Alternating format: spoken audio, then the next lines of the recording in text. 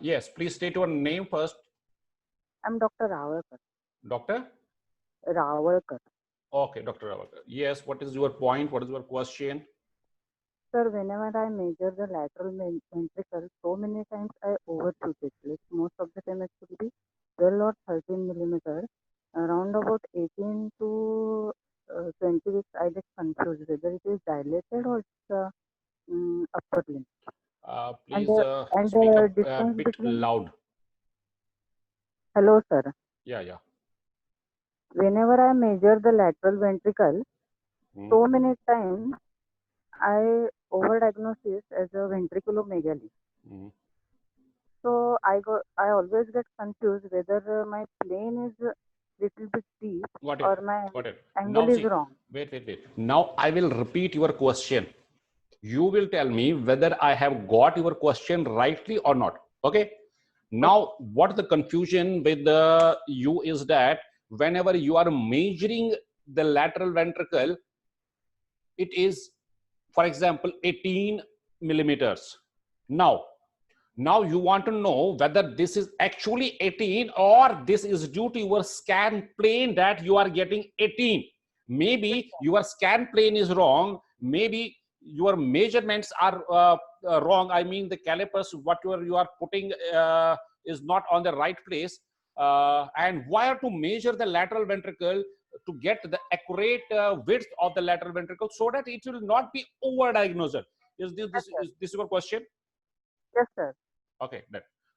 Now see, first of all, why are to measure the lateral ventricle? Yes, you tell me. Why are you are measuring the lateral ventricle? Antrum, Antrum. Why at antrum? because it is the deepest, largest portion It of is the the lateral deepest. ventricle. Why this is deepest? There is a Because confluence of yes, there is a confluence of. Now the occipital point femoral is, muscle. now the point is that this antrum is the point where all the horns are meeting. Yes. Yes, That is why we are measuring the antrum. But the second part of the question is that why we are measuring the antrum? Because whenever there is a minimal dilatation of the lateral ventricle, first point which will be affected is the antrum. yes, Right? sir. Now coming to your question. That was wire to measure. We have to measure at the antrum. And antrum will be somewhere where? In the occipital region. Yes or no? Am I right or wrong? Yes, sir. Yeah. Now, whenever you are measuring the lateral ventricle, try to understand. We are not taking any PPT. We are not taking any board over here. We are only discussing. Whenever you are taking the lateral ventricle, and if the lateral ventricle is dilated, what will be the status of the medial wall separation? Medial wall and lateral wall distance should be more than 3 millimeters. Wait. Not more than 3. It will be increased. So now the point is, if the medial wall separation is increased and lateral wall is normal, lateral ventricle is normal, what that can be? Should I repeat it? Should I repeat the question? No, I got it, sir. You got it? I am Hmm. repeating for others. If the medial wall separation is increased, but your lateral ventricle is normal, then is this lateral ventricle dilated ventriculomegaly? Yes or no? Yes, sir. No, this is not. Should I repeat the question? Yes, sir. If the medial wall separation is increased, but lateral ventricles are normal, lateral ventricles are 8, 9, or 10 millimeters, take it 10 millimeters, but Okay. the medial wall separation is 5, will that be labeled as a case of ventriculomegaly? Yes or no? Don't know, sir. No. As Hmm. per your opinion, what you will label that as? Yes or no? Ventriculomegaly, yes or no? No. No, this is not yes. No, because if, now see, if this is the lateral ventricle, okay, lateral ventricle this much, and there is a choroid plexus in it, and this choroid plexus to medial wall is 2 millimeters. Now the point is, why this is 2 millimeters? Because this choroid plexus is 8. Are you getting the point? It is because of the 8 millimeter width of the choroid plexus that I am left with the 2 millimeters medial wall separation. Is it not possible that I am having a very small choroid plexus, and due to the small choroid plexus, I am having a prominent medial wall separation? Have you got this point? Yes, sir. This is very, very important point, because people are getting confused here that I have to see for the medial wall separation. No, I have to see for both. And if the lateral ventricle is normal, then if I am having a medial wall separation which is increased, can be due to a small choroid plexus. You got it? Now, Yes, sir. now, second point is that I have to measure from inner to inner. Yes, sir. Done? Inner to inner. And the third important point is your measurement should not be in a diagonal way. If you will measure the antrum diagonally, then you will get more of the measurement. So these things have to keep in your mind while labeling this ventriculomegaly. This is one part. And second part is that if, now see, I am again giving the example, if I am going to the south of the India, for example, I am going to the Tamil Nadu from Leh Ladakh or Srinagar. I haven't have to cross the equator. It means that I haven't have to cross the Delhi. You getting the point? Now, this is very important when you are doing ultrasound. Now somebody will tell me, I have not crossed the Delhi. I have neither crossed the Punjab, but I have gone from Srinagar to Tamil Nadu. I will tell you how. I will tell him how it is possible. Same is with ultrasound also. How? Now see, if the lateral ventricles are bilaterally dilated, what it means? Where is the obstruction? Yes, doctor. Where is the obstruction? Foramen of Monro. But how many of foramen of Monro's I do have? 1 or 2? 2 Monro's. 2 Monro's. It means that it is possible that both foramen of Monro's are obstructed or stenotic. But is there more chances of having an obstruction at the level of aqueduct than bilateral foramen of Monro's? Yes or no? Yes, sir. Yes. Now, is it possible that I should see the third ventricle if both lateral ventricles are dilated, because there are high chances of getting obstructed where? Obstruction where? At the level of aqueduct of Sylvius. Now, coming to the second part. Second part is that if both lateral ventricles are prominent, and prominent is the third ventricle also, then this is ventriculomegaly for sure. Not a single side. Not a single. I am talking about both. Because both foramen of Monro's will unlikely be obstructed by, but single is more than bilaterally in case of the Monro's. Okay. So sir, is it rule that? Yeah, wait. These things you have to keep in your mind. So what is the conclusion here? The moral of the story is that you have to see whether it is one or both lateral ventricles which are dilated. Second thing is that you don't have to confine your thinking onto the medial wall separation only, because maybe that you are dealing with a thin choroid plexus. Third is that your measurement should not be in a diagonal, because if you will take it diagonally, then it will be increased. Fourth is that you don't have to measure the wall. You don't have to include the wall of the lateral ventricle, but you have to measure it from inner to inner table. Okay. And if there is bilateral dilatation of the lateral ventricle, there are high possibilities. I'm using word high possibilities, not always. There are high possibilities that the third ventricle will be also dilated. And if there is third ventricle also dilated, then it is at the level of aqueduct of Sylvis. Now, I am posing a question to you now. You have posed a question and it took me about 10 minutes to give the explanation, because I am not just giving one line explanation. I am making you to understand the concept also. Now, should I pose a small question to you? Because that will make you more clear. Yes, sir. Now there is a case of bilateral ventriculomegaly along with the third ventricle also dilated, but where I have to see more, which part of the brain I have to scan in detail. I have taken already the third ventricles, both lateral ventricles. Now where to go? I have taken my flight from the Srinagar. I have seen the Delhi. Now I am going to the south of the India. Now, what is the south of the India over here? Which part of the brain you have to scan in detail?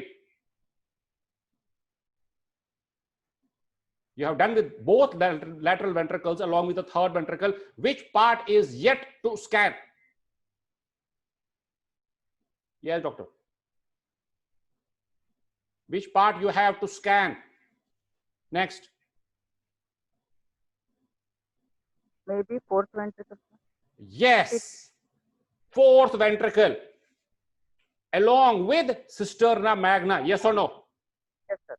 If fourth ventricle is not dilated, then it is definitely at the level of aqueduct of Sylvius. But if fourth ventricle is dilated along with a collapsed cisterna magna, where the diagnosis is now going?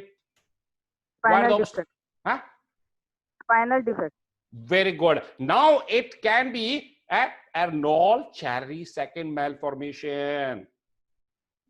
That is what I start with. I told you that whenever you are taking a flight from Srinagar, first you will see Punjab, then you have to go through the Delhi, then maybe that you will see a part of the Maharashtra also, then only you will land there. But straightway you cannot land over there. So same is true for the ultrasound. One step is the clue for second, and second will tell you whether to go right or towards the left side. And if you take the left one, then you should see that thing there. And if you don't see that thing there, you have to come back to the pavilion. You have to change your route, because then you are not on the route which you should be. Okay. I hope that the concept should be clear by now. Sir, is it a rule that whenever there is a ventriculomegaly, lateral to medial wall distance should increase? Most of cases, yes. Most of cases, yes. But not always. Why? Why? Because I told you that if there is a thin chorial plexus, why not there will be a thick chorial plexus? And if there is a healthy chorial plexus, it will make me to appear a so-called normal medial wall separation. Am I right? Yes. Very good. Now you got the point that I have to see to the chorial plexus also. Now you tell me how much is the measurement of the chorial plexus on an average. No book is writing. Even Mr. Google will not tell you that. But your brain is knowing this thing, and I will prove that you are knowing. But my job is that to prove you that you are knowing it. Yes, I'm repeating the question. How much on average is the chorial plexus? 6 to 7 millimeters. Huh? 6 to 7 millimeters. Very good.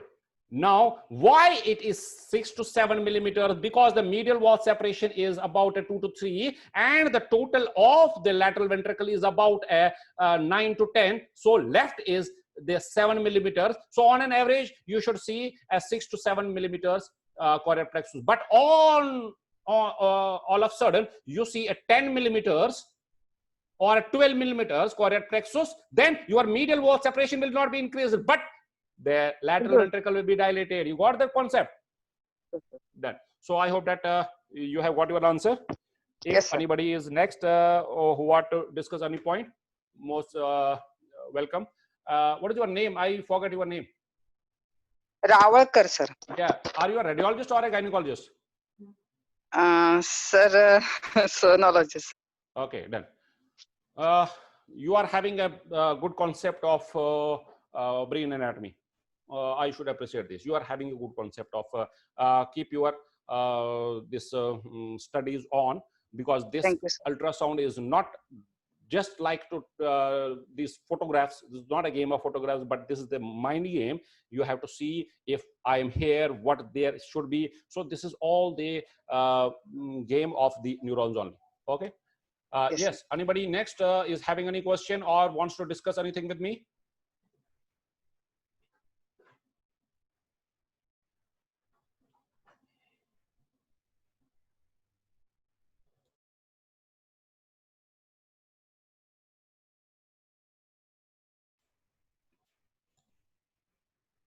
Dr. Himandri Patak, you have raised your hand. We have sent you the invitation to unmute your computer or whatever phone you are using. Yeah, say hello.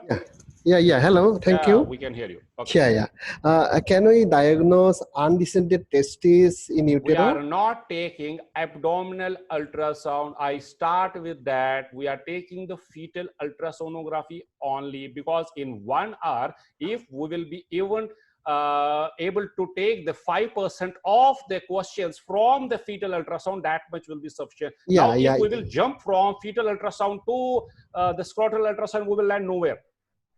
Oh, if you have any question regarding the fetal ultrasound, please.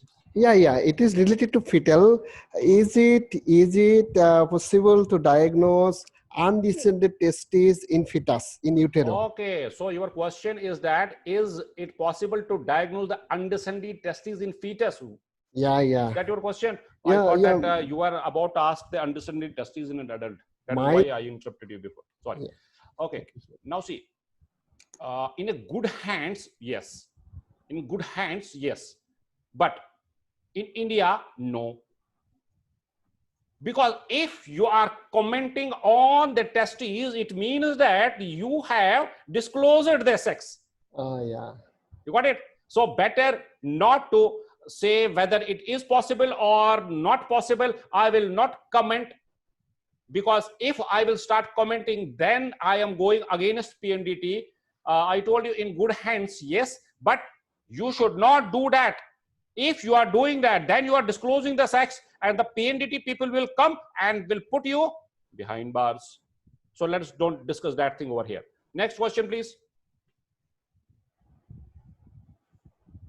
What is the difference between different kind of abortions, like missed abortion, blighted ovum, early failure of pregnancy, and this kind of terms we usually use in USG reporting.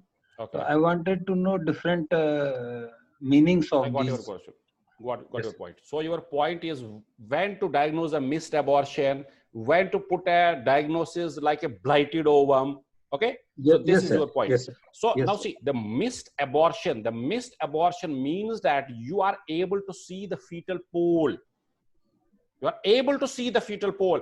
I am not discussing about the measurements of the CRL. You are able to see the fetal pole, and the fetal pole is not having any cardiac activity. That is missed abortion.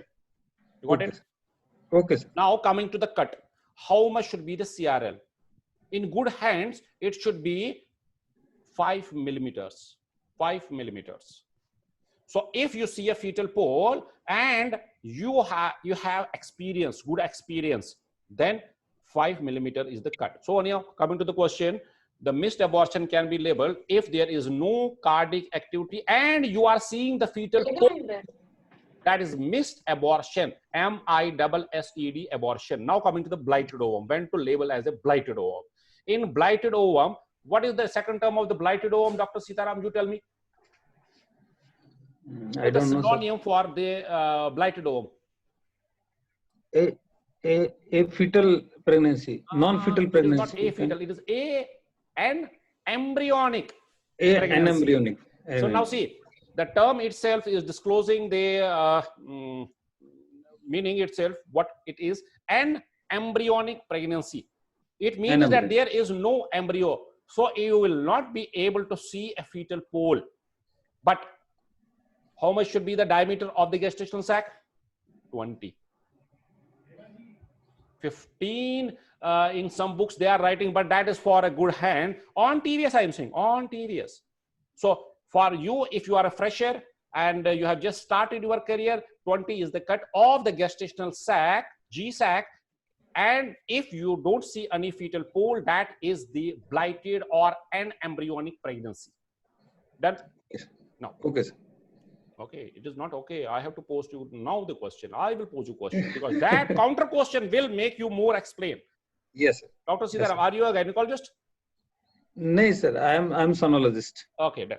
Now see, if there is a blighted ovum or there is a missed abortion, why Okay. I am restricting my thoughts, my concept on to the measurements only. Now, it is not a question, it is a point. Now, if this particular case is of missed abortion, are there chances that there will be some detachment of the sac also? Yes or no?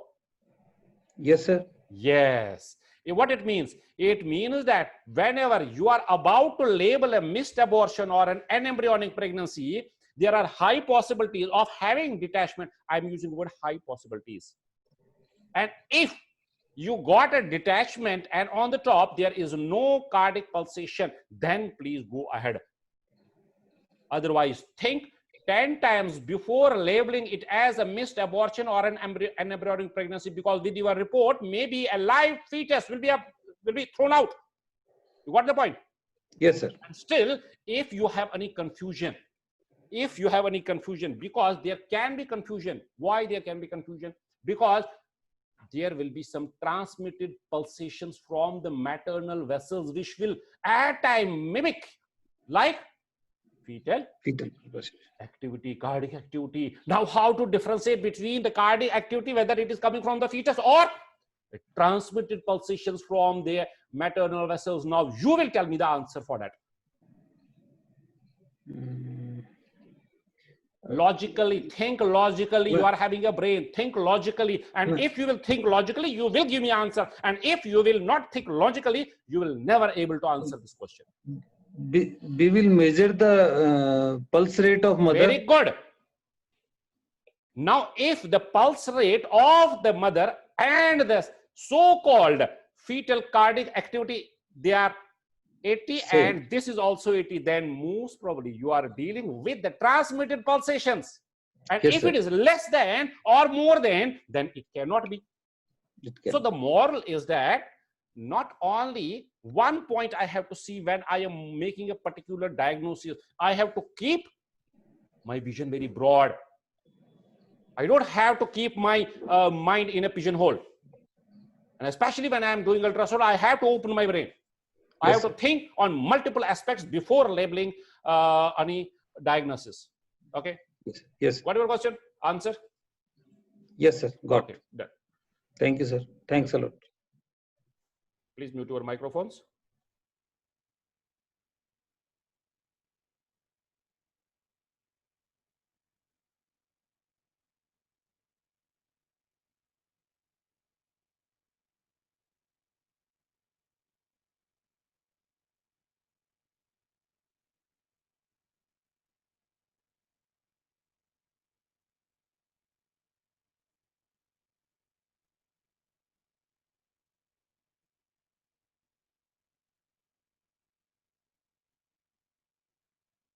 This is muted here. So raise your hands if you are having any question.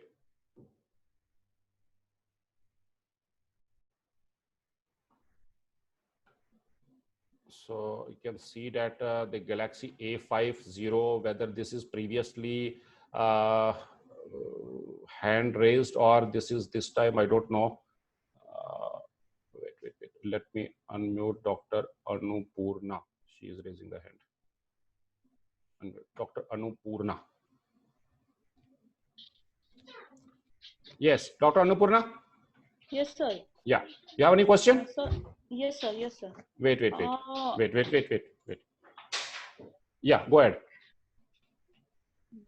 Sir, I want to ask that in fetus, we see sometimes the case of this herniation, umbilical hernia and all.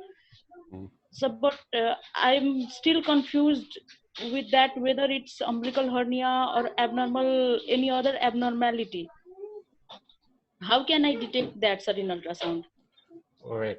Let me get your question. So your concept is that, your question is that you are confused between whether this is a true herniation or this is a physiological midgut herniation. Is that your question? Say yes or no. You are not able to diagnose with confidence that this is herniation. Yes, sir. Is that your question? Yes or no? Yes, sir. Yes, Okay, sir. done. Now see, whenever you are about to label a midgut herniation, especially the omphalocele. Where is omphalocele? Omphalocele is at the level of cord insertion. But you have to see to the gestational age, because at some gestational age there is physiological midgut herniation. We will not discuss about the physiological midgut herniation in detail. But if you are taking a CRL, I mean that if the fetus is very small, there are chances that you are dealing with a physiological midgut herniation, because this is physiological, this is not abnormal. And if it persists beyond certain weeks, that is 14 weeks. So the point is that before 14 weeks, whenever you are taking the level 1, it can be a physiological midgut herniation. But afterwards, there is no physiological midgut herniation. The only thing is that if something is protruding below the base of the umbilical cord, that has to be an omphalocele. And if it is not in the center, then it can be then it is gastroschisis. And gastroschisis picture will be more horrible than the omphalocele, because omphaloceles are contained, whereas gastroschisis are multiple bowel loops usually. Multiple free-floating bowel loops. So the picture will be more horrible in gastroschisis, but it will be a relaxing picture. It will be a bit relaxing, because in case of omphalocele, it is more contained. But I will say, thank God, it is gastroschisis and not omphalocele. Why? Because Should I repeat the last statement? I will say, thank God, it is gastroschisis, not omphalocele. Why? Because in omphalocele, along with it takes away all all of the abdominal contents. Yeah, no. Loops. You are partially giving me the right answer, because in omphalocele there are high chances of having chromosomal abnormalities. Okay. So there are high chances of chromosomal abnormalities in case of omphalocele than in gastroschisis. That is why I will say, thank God, it is gastroschisis, not the this omphalocele. Done? Okay. Any more question? Yes. If anybody is having question, can raise their hands so that we can unmute their computers. Not only computers, their phones also. Whatever you are using, whatever device you are using. Yes, please. Yeah. Yes, once again, like spina bifida, no? And there are maybe other disorders in the spine. Is it possible to identify? Is it possible to identify what? In sonography, and if it is possible, at what age, gestational age? So what I am getting is that, is it possible to detect a small defect in the spine on ultrasound? Is that your question? How many years of experience you are having in ultrasound? No, nothing. Okay. So that is why you are posing this question. Yes, it is possible. Now see, whenever there is a defect in the spine, whenever there is a defect in spine, and if that defect is open, what is your qualification? Can I know, Dr. Himandri? Yeah, I'm MD in preventive medicine. Very good. Now see, think logically. If there is a defect in the spine and that defect is open defect, what will be the status of the brain anatomy wise? What will be the status of the brain? if the fluid is escaping through that open defect, I mean that cerebrospinal fluid is escaping through that defect, what will be the status of the brain anatomy, especially the lateral ventricles, the third ventricle, and before all, what will be the status of this cisterna magna? I think there will be shifting. Okay, let us don't talk about the shifting or displacing. Will that be reflected by the brain? Yes or no? Yes. Very good. So you got the concept.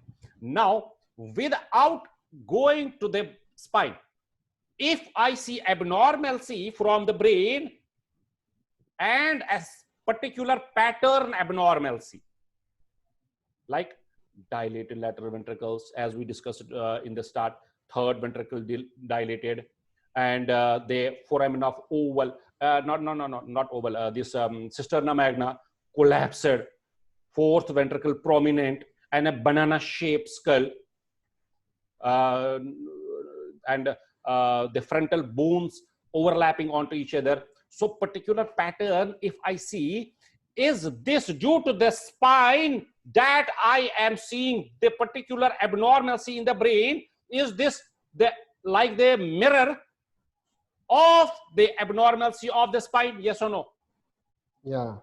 That is what I told in first question. That will be Cherry-Sakin malformation. So what is Cherry-Sakin malformation? Cherry-Sakin malformation is that the defect is in spine, but I am seeing abnormality. Where I see more abnormalities in the in the head. Then I have to go to the spine and ask the spine, I'm a doctor scanning, how are you? Then I have to take the length of the spine. How to take the length of the spine? If you are registered with us for any course, we will take a dedicated class with you for spine only. Then I have to see for the integrity of the skin overlying the spine. And if there is a break in the skin, then it is due to the spine, whatever I am seeing in the brain. Yes, it is possible, and that is called the Cherry-Sakin malformation. Okay? Yeah. So you have just started a course with us. I think I'm recalling some Dr. Himanti is in our course. Are you taking any course right now? Yeah. With us? Yeah, of course. Okay then. So whenever we will be taking the fetal ultrasound, this thing is in detail over there. Okay. Okay. So next question.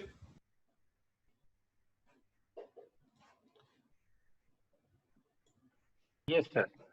Sir, Yeah. I wanted to know what are the common early warning signs in ultrasound during fetal scanning, so that we can identify those things and can refer the patient to the higher center, or can detect or can see the further, so we can reach to the high risk the fetus. I'm not getting your question. So you are saying early warning signs. Early warning signs where? In head, in chest, in abdomen, where? In brain. In brain. In brain. Okay. Now see, in brain, if you are seeing whatever you are expecting to see, what you are expecting to see in brain, what? Are you taking any course with us? Yes or no? Yes, sir. Yes. Have you taken the fetal ultrasound? Yes or no? No, sir. Not yet. You have not taken the course yet, and you are posing a question from that course which is not yet started with you. Yes. So the point is, but you have raised the question. I have to answer this question. You have to see first the brain like an oval, in an oval cut, and that will be discussed in your course. You have not started yet fetal ultrasound, but when you start the fetal ultrasound, you will come to know that there is a certain pattern of anatomy in the brain. And that is, you have to see for the lateral ventricles, both lateral ventricles, bilateral. You have to see for the third ventricle. You have to see for the fourth ventricle, and third ventricle and fourth ventricle are not seen unless they are dilated. And whenever they are seen, they are dilated only. And you have to see for the cisterna magna, and the cisterna magna should not be more than 10 millimeters, and it should not be collapsed. Okay. And you have to see for the certain pattern, banana shaped pattern, dumbbell shaped, not banana, dumbbell shaped pattern of the cerebellum. And there should be the vermis in between the both lobes of the cerebellum. Now, whatever I told, and on the top you have to see on in routine, not in level second, in routine you have to see that. And you have to see for the CSP corpus to see to rule out any agenesis of the corpus callosum. So CSP you have to see, lateral ventricles you have to see, third ventricle you have to see, fourth ventricle you have to see for the vermis you have to see, for the cisterna magna. You got all this normal. It means that this is the normal case. Got it? In one line. Yes. So if anything is abnormal from whatever I told you, then you have to search for the underlying cause. For example, you got the third ventricle dilated, there are high chances of having the lateral ventricle also dilated. And you got now the third ventricle is dilated along with the lateral ventricles. Now you are confused with the posterior fossa. You are confused whether this is a normal cerebellum or an abnormal cerebellum. Refer that case. You are not able to scan the spine properly. Refer that case. So whatever will be taught to you, the basic checklist, we call it checklist. You have to see for that. And in case anything is abnormal from that basic checklist, which you will take in your course, you have to refer that case to a good radiologist or a good center where it will be scanned in detail. Sure, sir. Okay. Yes, sir. Thank you. Okay. Sir, blighted ovum, unembryonic pregnancy, and empty amnion sign, are they same nomenclature? Wait. Please repeat. Blighted ovum, Blighted ovum, okay. unembryonic pregnancy, And embryonic pregnancy and blighted ovum are same. Okay, next. empty amnion sign, is it same? Empty amnion sign. Okay, next. No, all three are they same? Okay. Now see, if I will say you yes or no, it will conclude your answer. I will not say yes or no. Because I got your confusion, where your confusion is. Where is the fetal pole? Is the fetal pole inside the amniotic cavity, or that is an extra amniotic structure? Intraamniotic fetal. Intraamniotic. So fetus is intraamniotic. Yes. You got it? Where is the yolk sac? Outside. Outside. So that is extra amniotic structure. Am I right? Yes. Now come back to your question. Now tell me your question. You should give me now answer. Now tell me your last statement, whatever you told. Empty? Amnion sign. Okay, sir, I got it that if yolk sac is there, but no fetal pole in the amnion, then it is empty. That is what I told you. I have to smell your confusion. If I will be able to get your confusion, and if I will clear your confusion, then automatically the answer will be delivered to you without opening my mouth for the answer. But I have to open my mouth to get your confusion clear. Sir, in misabortion or miscarriage, which term should we use? Miscarriage, you cannot write on ultrasound. Miscarriage, you cannot write on ultrasound. On ultrasound, you can write missed abortion. Okay. But I never give one line answer. But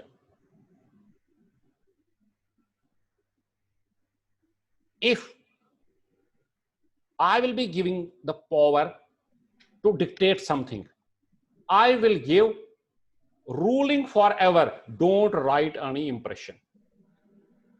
Don't write any diagnosis.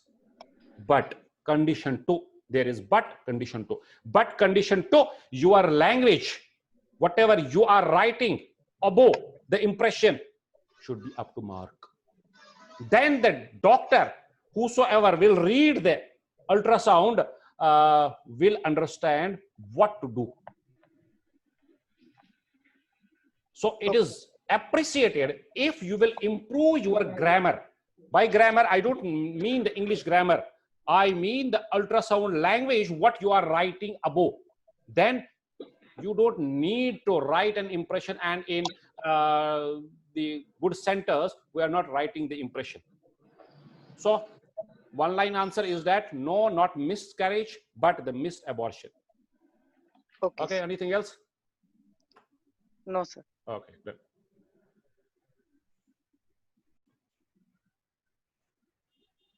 Yes, Dr. Mandri.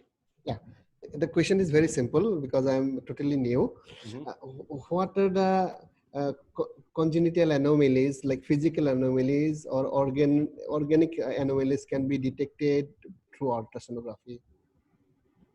Okay, the point is what we can diagnose on ultrasound Yeah, in the fetus. yeah. Now see, you have posed a question which will take about 4 hours to answer. 4 hours. Sorry. It is not sorry, it is appreciated. Now, from fetal head, what we can diagnose? We can diagnose the ventriculomegaly.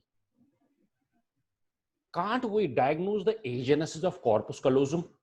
Now you are a postgraduate doctor, you know where they this corpus callosum is. Where is corpus callosum? Yeah, Dr. Mandri. Where is corpus callosum? Where is corpus callosum?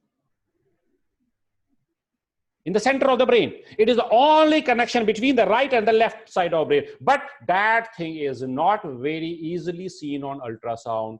But there are some indirect signs that the corpus callosum is absent. What is that?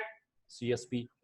If you are not able to see the CSP, then there are high chances of having an absent corpus callosum. It means that you can diagnose a corpus callosum agenesis also. You can diagnose the ventriculomegaly, which we will discuss in start.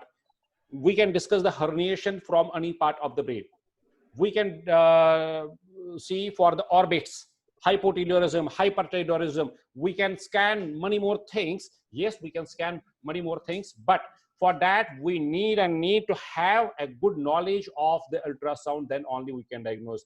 What we cannot diagnose on ultrasound is that I think that we have reached to that level. Whatever is picked on MR can be picked on ultrasound. Condition 2, you know the physics, you know the techniques, and you know your theory. Theory is the backbone of ultrasound. Without theory, you cannot do ultrasound. Whosoever is doing ultrasound without theory is just like a blind man going on the street.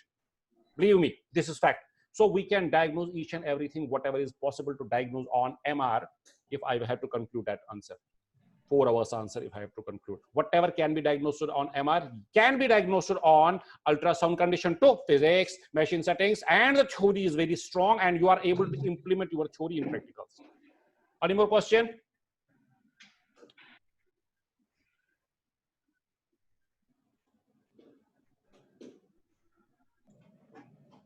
Yes, tell me your answer. Question. हाँ, ultrasound जो किया था आज हमने ENC का, तो उसमें उसका 34 वीक का आ रहा था BPD. BPD was corresponding to 34 weeks, right? 34 weeks. Okay. And FL जो है वो 30 वीक की आ रही थी, और एसी एसी आ रही थी 29 वीक्स की. 29 weeks, okay. ठीक. तो देयर इज ये सिमेट्रिकल आई, मतलब मैंने जो कमेंट लिखा था उसमें ये symmetrical IGR Okay. with megacephaly. I am right or wrong? Because there was no hydrocephalus, no cyst in the brain. Overall, I got your right. point. I will repeat your question, and you will tell me whether I have got your question rightly or not. The point is that the head perimetry was more than the femur length and the abdominal circumference. And Yes. when you have scanned the brain in detail, you are not getting any abnormalcy from brain. Yes. Or Yes. Yes. Yes. no? Now you have put a question mark over there that this is the case of asymmetrical IUGR. Yes. Yes. Now, if anybody wants to join in this discussion for this question, please raise your hand now. This is a very good point which needs discussion. Anybody come forward?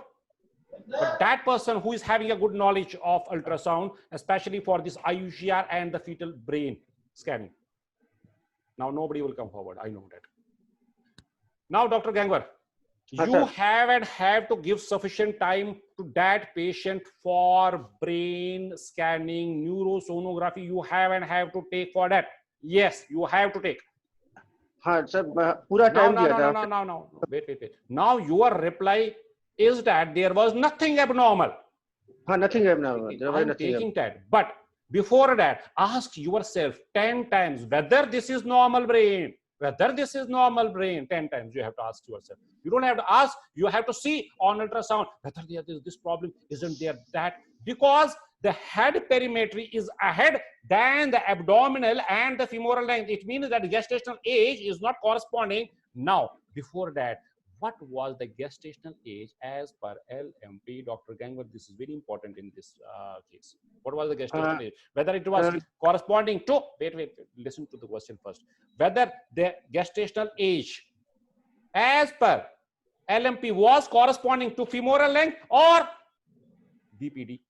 corresponding to the femoral length. Femoral length. Now, And- this is the good point. Now, the gestational age was corresponding to femoral length, which was 30 weeks, right or wrong? Yes. Now, the abdominal circumference was also 30 weeks, which was corresponding to the gestational age as per LMP. Yes or no? Yes. Yes. Now, ahead is the head only. Now, I have trapped you now. Now, this is not an asymmetrical IUGR. Okay. How this can be an asymmetrical IUGR when the abdominal circumference and the femoral length is normal? By normal, what I mean is corresponding to the gestational age. Yes. How that can be an asymmetrical IUGR? No. The only thing what is there Mega- is that you have to scan the brain again. That is what I told you. You have to scan. You have to ask yourself 10 times before concluding the case that the brain is normal. There are high chances of having something from brain, but if everything is normal, you are sure, you have referred a case to hire a good center, to a good radiologist, is also not getting anything, then is it not possible that it is the head of that fetus which is big? Normally big. Now compare your skull with my skull. Your skull will not be equal to my skull, and if our age are same, for example, for the sake of argument, if you are of same age, so if we will take the perimetry of my head with your head, that will not be same. Maybe that we are having here 30 candidates or 40 candidates. If all are of same age, is it possible that each and everybody is having the same head perimetry? Say yes or no. No. No, even the twins, if you are having a twins, 10 years, twins, monozygotic twins, not Ram and Geeta, no, monozygotic, you know what I mean by monozygotic? They can have the structural differences. Yes. So if you are accepting the structural differences in even a twin, why you will not expect that some fetuses will have a small head, some fetuses, now some babies will have a bigger head normally. So it cannot be, first of all, it is not an asymmetrical IUGR. Now, still, you want to confirm that it is not an asymmetrical IUGR. Yes. You are not believing me. You are not even believing yourself. But you want to confirm that this is not an asymmetrical IUGR. What next you have to do? You have to watch on that patient. You have to rescan that patient after 2 weeks for what? For abdominal circumference and head perimetry ratio.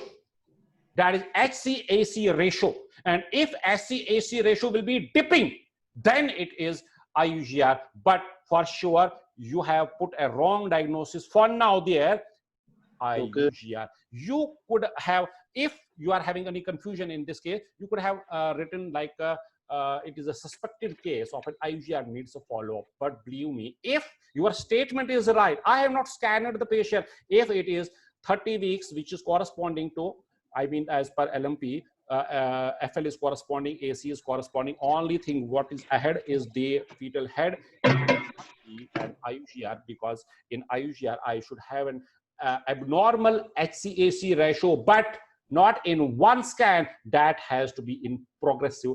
But if the AC and SC, AC and FL is corresponding, but only ahead is the head perimetry, then most likely you are dealing with some abnormalities from head. And if nothing is coming from head, if everything is normal, then it is a God's given big head to baby. That's all. Sir इसी patient हमने जो 20 week पे जो ultrasound किए हैं, इसी same patient के और 26 वीक के, then was all about BPD, FL corresponding to the LMP. After 30 weeks, around the 30 weeks, I have find this abnormality. No, see, So I got your point. Now, what the question is, not the question, the next point is that this fetus has been scanned before, and at 20 weeks, everything was normal. Everything was normal, sir. Now coming to your scan planes. Maybe, now see, I am not scanning the patient. I am giving you only what is possible. Head is not round, head is like an oval. Yes or no? Yes. If your calipers will be placed in a diagonal way, like in lateral ventricles, which we discussed, is it possible that you will get a BPD more than what actually it is? Is this possible or not? Yes, possible. Hai? Yes, that is also possible. Now, if you do, I am not stating that you are knowing or not knowing. Is it possible that you are placing your calipers including the bone, and if you will place it including the bone, you will get more gestational age when it is not? Is it possible? Yes. Yes, it is also possible. Possible. So you have to keep these points also, so that you can say that whatever I have done is up to mark, and I am not guilty for this thing and that thing. So then only I can take your statement that this was this thing and this is that thing at this point. Now coming to this patient. This patient was scanned by you or somebody else before? By me and also some by other radiologist. By some other doctor. It was scanned and everything was normal. This this head perimetry was normal or not? Yes? No. That time at 20 weeks around, that was normal. Okay. Now see, there is something, wait, I got your point. There is something which is called as dolichocephalic head. What is that? Yes. What is that dolichocephalic head? If, now see to my hand, if you are taking only and only one perimetry, and that is the head circumference, head is like this. Head is like this. If the head is more round, normally my head is more round as compared to Dr. Annapurna, for example. We both are normal. But if you will take the head perimetry, by head perimetry I mean for now the BPD of mine, which is more round. I'm repeating, if my head is more round, not oval, more round, will my BPD be more than if it is more oval? Yes. Yes. But the head perimetry will decide whether I am having more oval or more round. Now tell me the head circumference, and honestly tell me, have you taken the head perimetry HC, head circumference, in that patient? No, sir. No. Yes, So this is the blunder. Now see, this is the blunder which you have committed. You have not taken the head perimetry. Now to conclude this answer, this discussion rather, if the head BPD, the BPD of the head is 34 weeks, but the head perimetry, if you had measured in that patient, was 30 only, then it is more round. And due to more round shaped, you are getting more BPD. But only and only what will decide is the head circumference. Yes, sir. I accept my mistake. No. It is not like accepting or not accepting. We are discussing what challenges, what wire you can face. So the moral of whole our class and whole our discussion is that ultrasound is not that you will be sitting next to me or next to somebody who is scanning and you will see how he is scanning. No, no, no, no, no, no. This is more of thinking and less of doing. Of course, you have to take the practical sessions, but thanks, sir. even if you will sit next to a top radiologist for 20 years, you will not learn ultrasound just by watching, because this is not the eyes and hand coordination which the books are writing, but is the eyes and mind coordination which I am always and always stating in all. Thank you, sir. सारा ultrasound आपसे ही सीखा है. Okay, it's my pleasure. Thank you, sir. Okay, so this was all about today's session. See you next time. We will intimate you about our next classes. Okay, thank you. Bye-bye. Bye.